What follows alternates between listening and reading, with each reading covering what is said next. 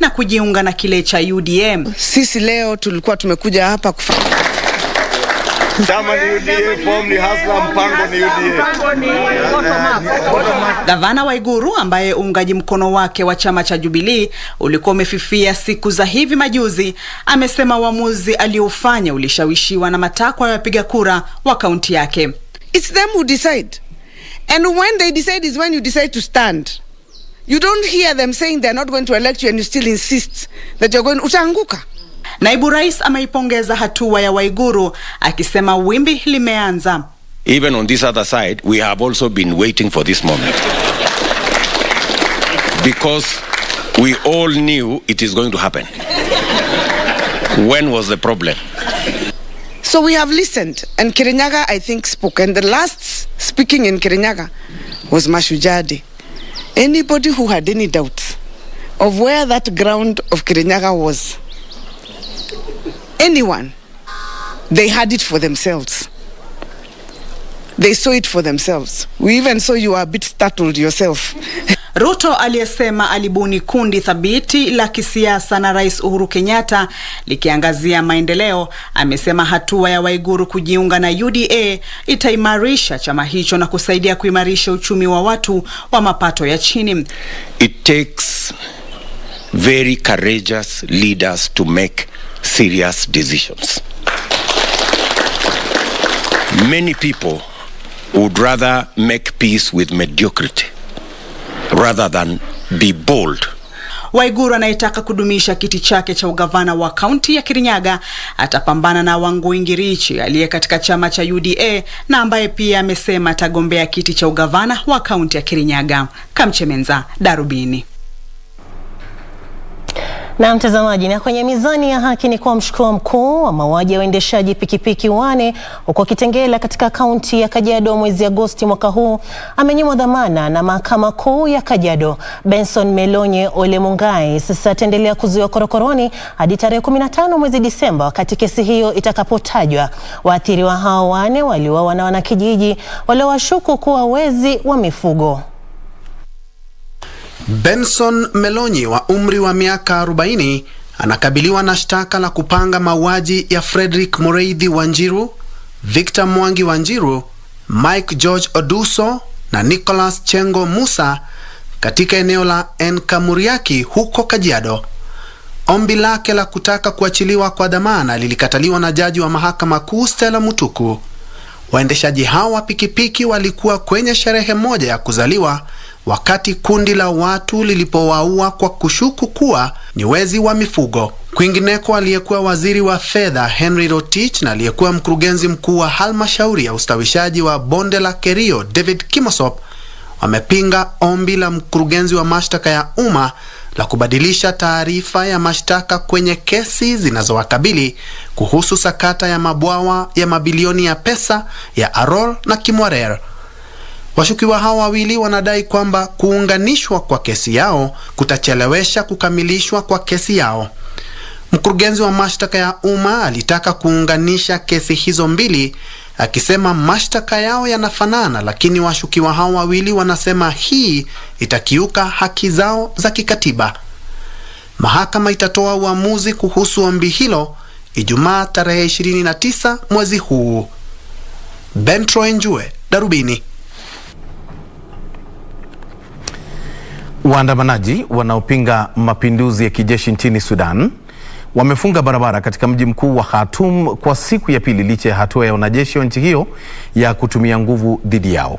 Jemedari Abdel Fattah al-Burhan alitangaza jana sheria za hali ya tahadhari nchini humo, huku maelfu ya waandamanaji wakirejea barabarani na barabara zikienea na habari zikienea kwamba wanajeshi wamewatia nguvuni maafisa kadhaa wa serikali akiwemo waziri mkuu wa nchi hiyo Abdalla Hamdok. Waandamanaji bado wamesalia kwenye barabara nchini Sudan kwa siku ya pili baada ya wanajeshi kutekeleza mapinduzi nchini humo. Wakiwa wanapeperusha bendera, walifunga barabara katika mji mkuu wa Khartoum na miji nyingine nchini humo kufuatia mapinduzi hayo. Siku ya Jumatatu, kiongozi wa makundi hayo Jemedari Abdul Fattah Burhan alivunjilia mbali serikali ya nchi hiyo akiagiza kutiwa nguvuni kwa kiongozi wa kisiasa na akatangaza hali ya tahadhari nchini humo. Jemedari Abdul Fattah al-Burhan alisema makundi ya kisiasa yamekuwa yakichochea umma dhidi ya maafisa wa usalama. Wanajeshi hao wanasemekana kufitulia risasi raia na watu kadhaa wameripotiwa kuuawa. Jemedari Abdul Fattah Burhan alitetea mapinduzi hayo akisema yalichangiwa na mzozo wa kisiasa nchini humo. Wanajeshi wameripotiwa kufanya msako kwenye makazi ya watu mjini Khartoum na kuwakamata viongozi wa maandamano hayo. Amerika imejiunga na Uingereza, Jumuiya ya Ulaya na Muungano wa Afrika kuitisha kuachiliwa kwa viongozi wa kisiasa ambao wamezuiliwa katika maeneo tofauti.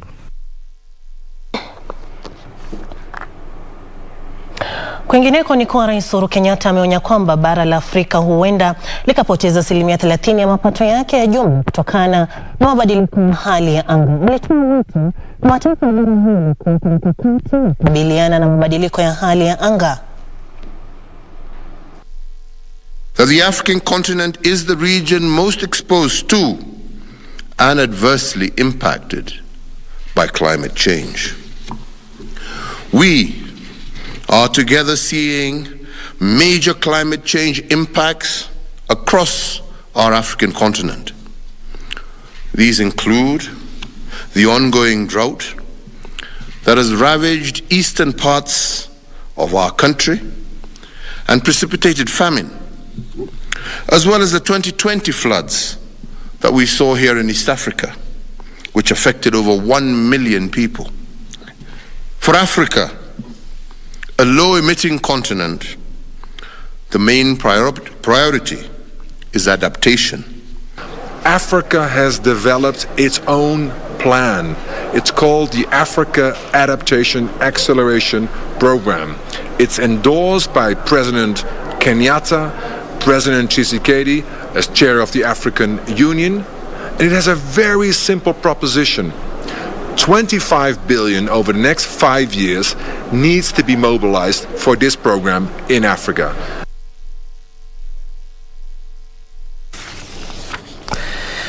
Naam. Shirika la utangazaji nchini KBC linashirikiana na Baraza la Vyombo vya Habari nchini kutoa nafasi za mafunzo kwa wanafunzi wanaosomea wanahabari kutoka maeneo mbalimbali nchini.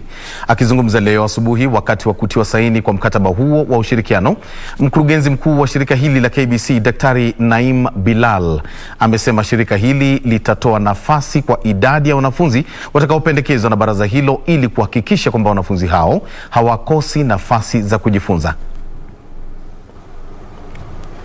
Shirika la utangazaji nchini KBC ndilo la kwanza nchini kushirikiana na Baraza la Vyombo vya Habari.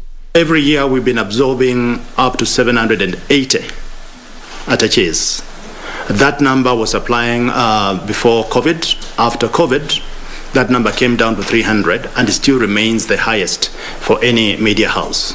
Akizungumza baada ya kutia saini mkataba wa makubaliano, mkurugenzi mkuu wa shirika la utangazaji nchini KBC Dr. Naim Bilal amesema vyombo vya habari vinakabiliwa na changamoto mbalimbali na kwamba ushirikiano huo ni muhimu. When you consider that in government we've got an internship policy, there is an attachment policy, and it gets quite difficult to accommodate interns because there are resource implications when you're accommodating interns. Ikifahamika kwamba shirika hili linaongoza katika kutoa mafunzo kwa wanafunzi wa wanahabari, Dr. Naim Bilal alidokeza kwamba kuna mpango wa kubuni kituo cha kutoa mafunzo.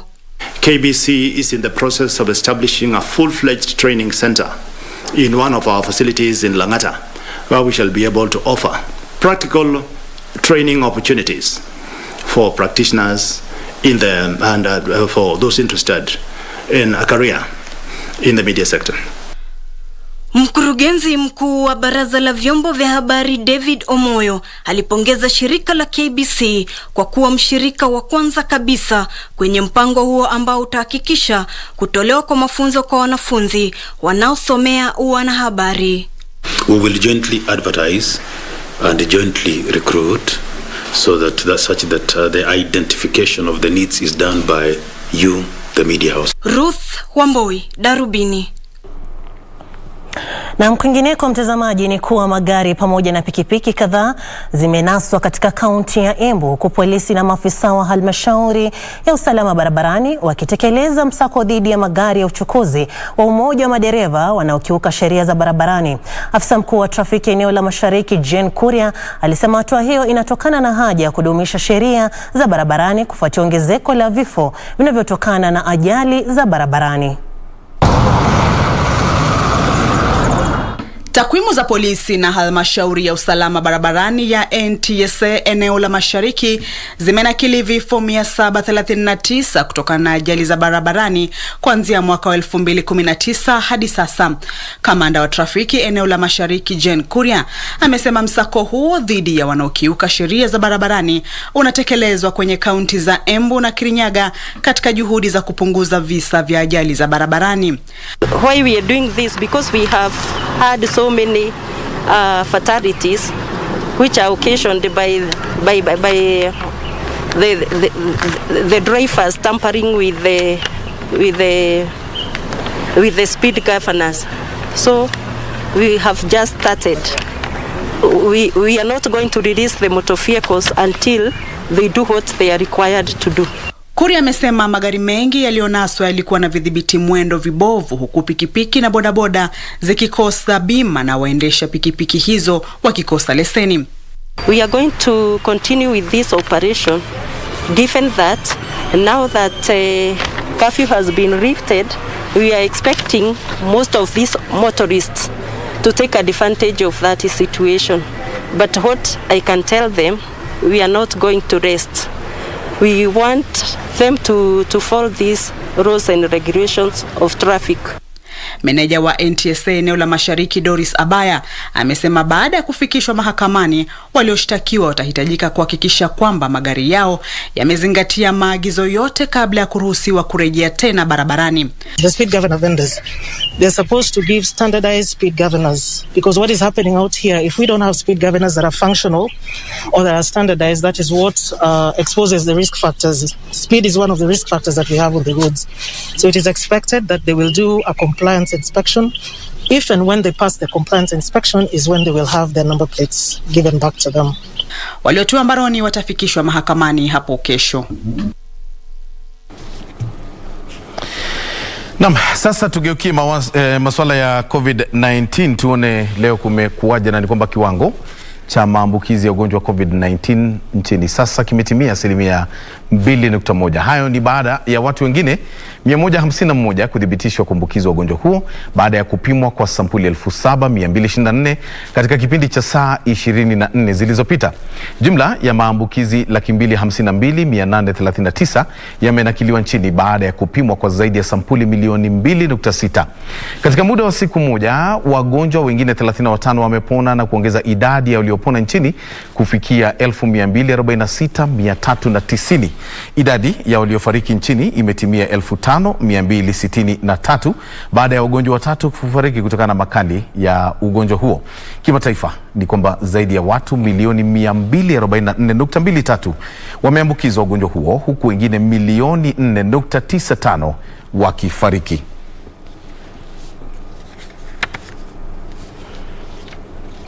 Baada ya haya sasa tugeukie mengine ya humu nchini kuhusiana na masuala ya misitu, na ni kwamba shirika la huduma kwa misitu limeandaa mikutano kadhaa ya mashauriano na washikadau wakuu katika kaunti ya Elgeyo Marakwet kwa lengo la kuwepo kwa ushirikiano kati ya serikali kuu na serikali ya kaunti hiyo ili kuhakikisha msitu wa Embobut unahifadhiwa.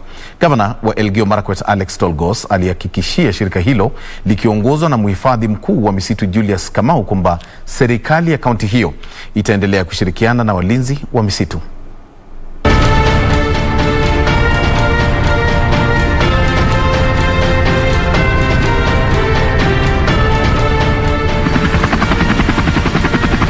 We were able to send our team from the headquarters, working together with the team at the Conservancy and the ecosystem, to also create awareness among the forest adjacent communities in a way of helping them to form a CFA, a community forest association, that we can be able to engage with and who we can give legitimate access right into the forest. We are working closely with the KFS to ensure that we look into it, that we conserve our forests.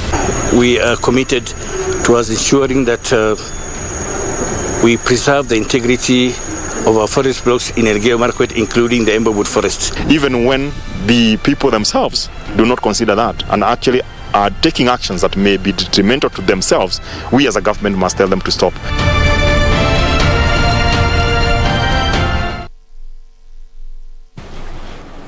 Naam, shukran sana Yusuf Farah kwa makala hayo ambayo umetuandalia. Na mtazamaji utakuwa unapata makala hayo kwa ukamilifu mida ya saa 3. Kwa sasa tunachukua mapumziko mafupi sana. Tunarejea na taarifa zaidi, usiende mbali. Tayari nilikuwa naenda mbali kidogo. Kwa sababu mwelekezi alikuwa amesema tupumue kidogo.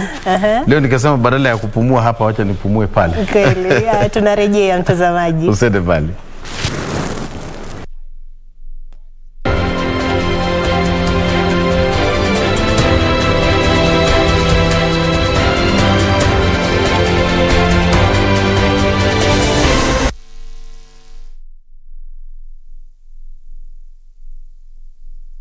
To get Jeremiah 29:11 as your skiza tune, dial *811 *397 hash.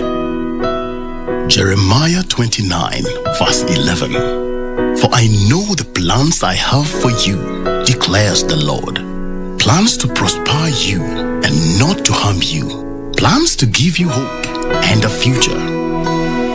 To get Jeremiah 29:11 as your skiza tune, dial *811 *397 hash. *811 *397 hash.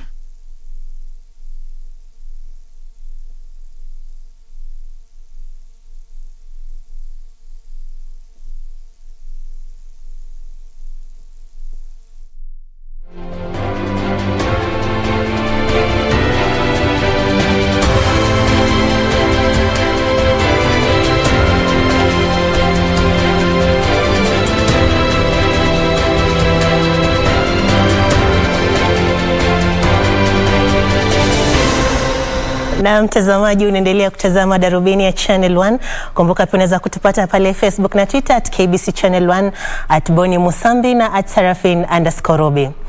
Tukiendelea ni kwa wakazi wa kaunti ya Kajiado wametoa wito kwa serikali kuhakimu baada ya kupoteza mifugo wao kufuatia hali ya ukame. Taarifa kamili ni kwenye mseto wa magatuzi. Kwa zaidi ya muda wa miaka miwili, baadhi ya maeneo nchini yamekuwa yakikabiliwa na ukame na kusababisha ukosefu wa lishe na maji kwa mifugo. Hali hiyo imewalazimu baadhi ya wafugaji kuhamia maeneo mengine. Sasa wanatoa wito kwa serikali kuwasaidia. Watoto ndio tunakuwa tunahangaika kwa sababu ya chakula. Hiyo mfugo wetu sisi kama wafugaji wa Kajiado, benki yetu ni hizi na tunaharibika na kiangazi. Kwingineko, wahadhiri wa chuo kikuu cha Murang'a na wafanyikazi wengine chuoni humo wametaka wasimamizi wa chuo hicho kutekeleza mkataba wa makubaliano wa mwaka 2017-2021. Wameshtumu usimamizi wa chuo hicho kwa kupuuza agizo la mahakama la kuitaka nyongeza ya mishahara. So mine is just to say that this is what we need. Members need their money. Members need the money that was ruled by the courts. That is what they need, and that is what we are here for. Katika kaunti ya Kiambu, serikali ya kaunti hiyo imejenga barabara itakayounganisha wadi za Urera na Biashara pamoja na maeneo bunge ya Juja na Ruiru. Gavana wa kaunti hiyo James Nyoro amesema hatua hiyo inanuiwa kurahisisha usafiri. Miaka 9 hamuja kuwa na daraja hapa. Miaka 20 na devolution tumekuwa na miaka 9. Sasa mwaka 1.5 mtakuwa na daraja ya kupita hapa. Kaunti ya Tana River wameshtumu serikali ya kaunti hiyo kutumia vibaya fedha za miradi ya dharura. Sasa wanataka uchunguzi kuanzishwa kuhusiana na hali hiyo. Tumetenga shilingi milioni 132. Kuna ripoti nimewapatia. Katika hiyo ripoti special program wamesema wamenunua vyakula wakasambaza vijijini huku kaunti mzima. Hapa iko ni uongo mtupu.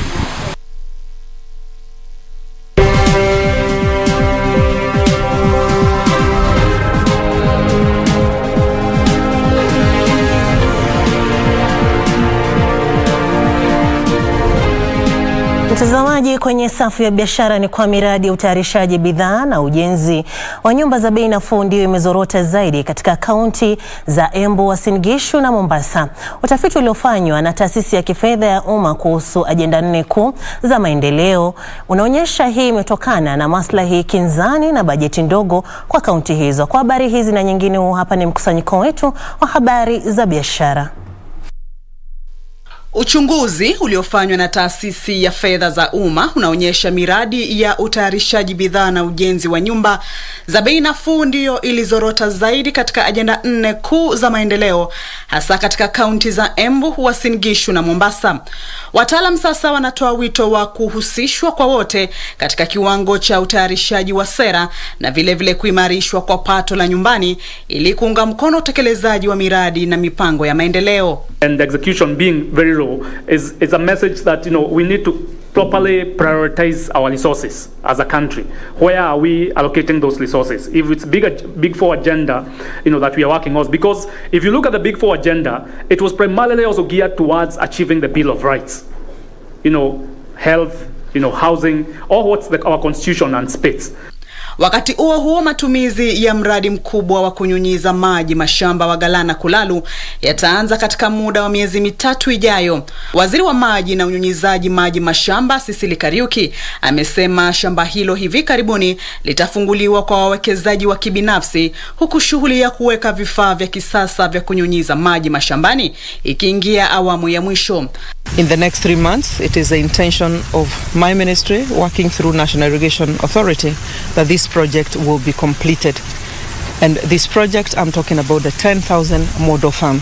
Hatimaye wakulima kadhaa kutoka kaunti za Kisii na Nyamira wamepokea zaidi ya miche 18,000 ya parachichi za kuimarisha ukuzaji wa tunda hilo katika kaunti hizo. Mchango huo wa miche ulitolewa na mbunge wa Dagoretti Kaskazini Simba Arati, aliyependekeza kuanzishwa kwa vyama vya ushirika vya wakulima katika kiwango cha kaunti ndogo ili kuokoa dhidi ya wafanyabiashara walaghai wanaonunua mazao yao kwa bei za chini.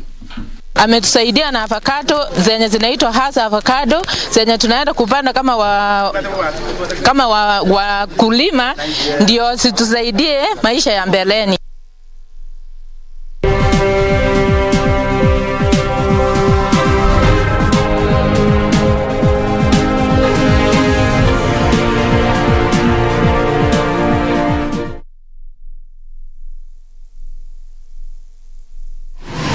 Log on to the KBC website at www.kbc.co.ke to get the latest breaking news, entertainment, sports, politics, lifestyle or business trends from Kenya and around the world. Never miss new episodes from your favorite TV shows, reruns and movies. Just stream online or watch live on your YouTube channel at KBC Channel 1 TV shows. For the day's biggest stories, trustworthy news and family entertainment, log on to KBC Channel 1. Watch what you want anytime, anywhere.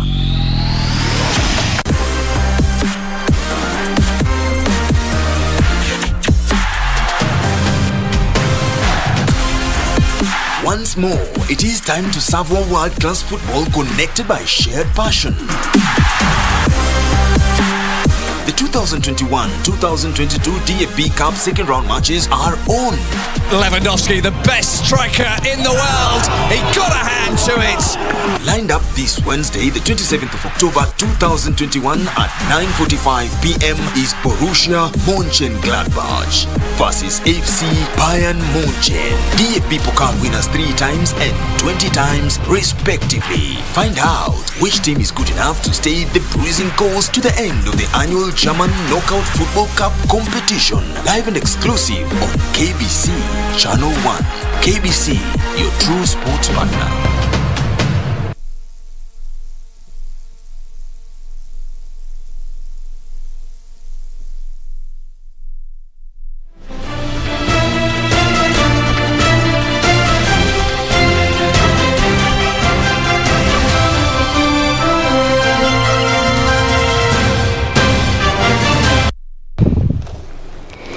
Karibu sasa katika spoti, na ni kwamba mwanariadha anayeshikilia rekodi ya Afrika ya mbio za mita 100 Ferdinand Omanyala ametajwa mchezaji bora wa LG Sport kwa mwezi wa Septemba. Omanyala alinyakua tuzo hiyo baada ya kuandikisha matokeo bora katika mbio za Kipkeino Classic, ambapo alivunja rekodi yake ya kitaifa na kuweka rekodi mpya ya Afrika ya sekunde 9.77. Omanyala alishinda tuzo hiyo ya Septemba baada ya kuwashinda wanaspoti wengine akiwemo marehemu Agnes Tirop, wachezaji wa Malkia Strikers nahodha Massimo Im na Sharon Chepchumba, Gladys Ekaru aliyekuwa mzuiaji bora na mwanariadha Noah Kibet aliyeshinda mbio za mita 800 kwenye Kipkeino Classic. Mongeleza kuku tutesi.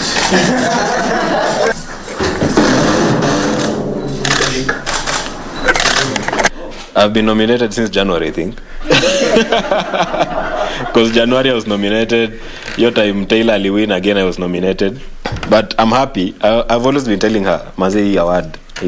But thanks to God that it had to be this one. And thank you so much, LG, for recognizing me. And it's motivating actually to see someone recognizing you and appreciating what you're doing. So it means that you're doing something good. So I'm looking forward to a great season again next year. All nominations again kila month from January. LG is honored to keep continuing with this event of nurturing talent and also recognizing people who take up their efforts each and every month. And also in conjunction with SJAC, LG partnered to do that this year annually on a tune of 6.6 million. And I would say like this is the 10th one we're giving this year. And as you all know, they say 10 is a complete number. And it is not ironical, we are talking about 100 meters. So it is 10 times 10.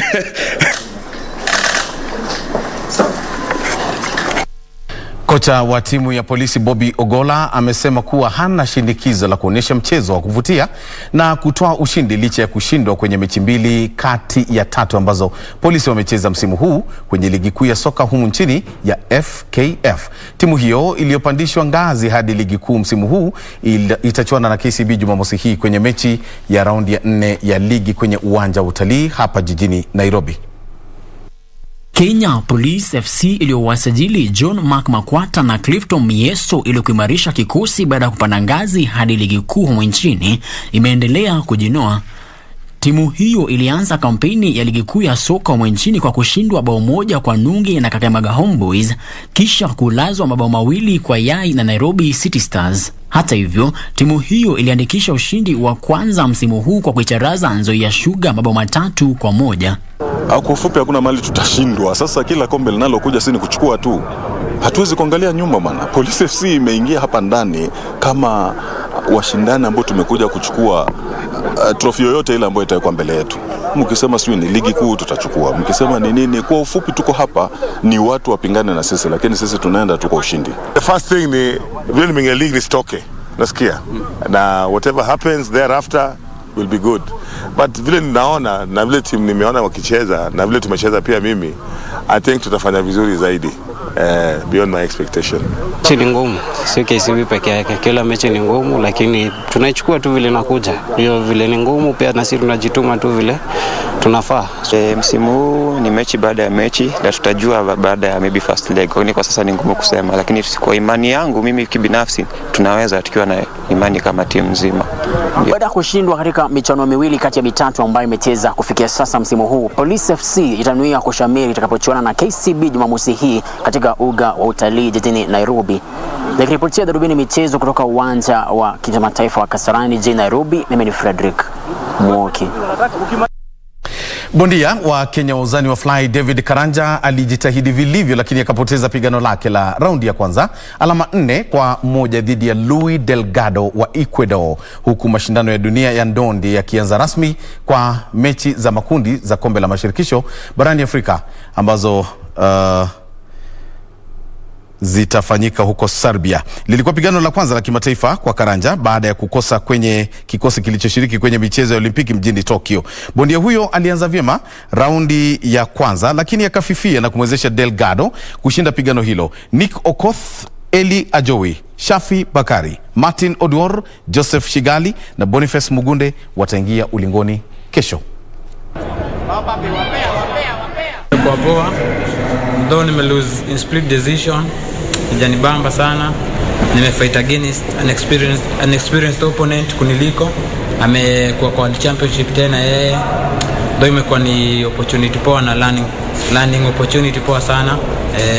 We fight.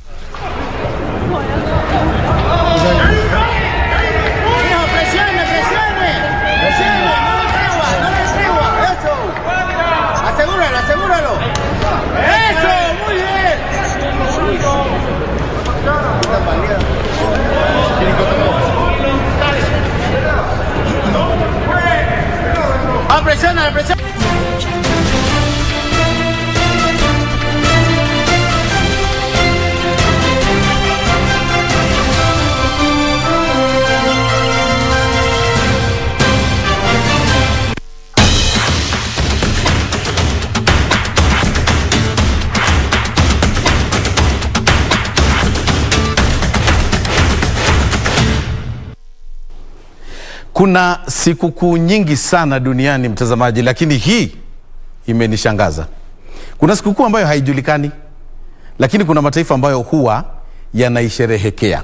Nazungumzia sikukuu ambayo inaitwa Noel Day. Katika sikukuu hii ya Noel Day ambayo husherekewa Disemba 25, yani siku ya Krismasi, unafaa kuzungumza maneno ambayo hayana herufi L siku nzima. Na hata katika maandishi yako, katika SMS, katika nini, usiandike herufi L. Inaitwa sikukuu ya Noel Day. Sasa fikiria, uanze kuzungumza na mtu siku nzima tu bila kutumia herufi L. Leo natoa changamoto Sarafina Robi. Tafadhali tufunge Darubini bila kutumia herufi L. Tuone kama tunaweza kusherehekea sikukuu hiyo. Tunaweza? Anza basi. Na mtazamaji, shukran za dhati kwa kutazama Darubini ya Channel 1 hii leo. Na shukran sana mtazamaji kwa kutazama Darubini. Tutakutana tena wiki ijayo. Nimekuwa msomaji wako Sarafina Robi, mwenzetu wa ishara ni Lensa Odingo. Lensa ina L. Nami naitwa Boni Musambi. Tukutane wiki ijayo. Majaliwa.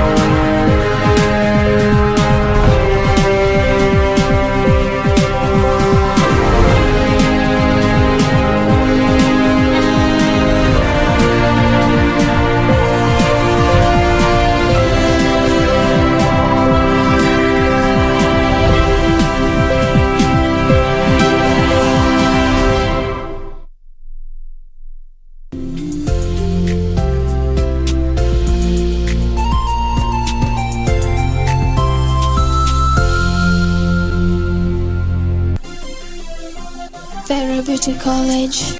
Vera Beauty and Fashion College, with branches in Nairobi, Eldoret, Thika and Meru. Did you know that we are a TVET approved institution? We offer courses in fashion design, interior design in soft furnishing, event decoration, flower arrangement, event planning, hairdressing, barbering and dreadlocks, beauty therapy, makeup, nail technology, spa massages, teaching skills, TOT, solo business management, and many more. Register now and visit our website on www.verabeautycollege.com.